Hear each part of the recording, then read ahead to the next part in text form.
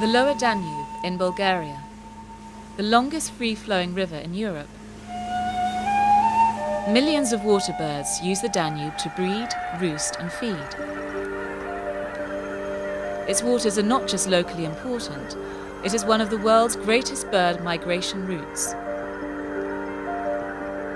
Globally threatened red-breasted and lesser white-fronted geese, Dalmatian pelican and the endangered Egyptian vulture are found here.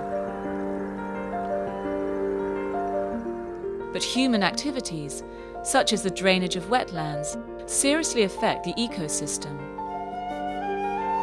Changes in land use are often poorly planned. Even wind farms, built with good intentions, pose a threat and can kill birds on the wing. Emil Todorov leads a dedicated team from the Bulgarian Society for the Protection of Birds.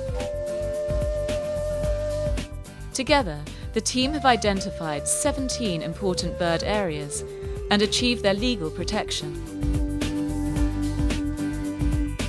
In 3 towns along the river, Svistov, Belene, Kozloduy, Emil works with local communities, organising caretakers who monitor critical bird areas.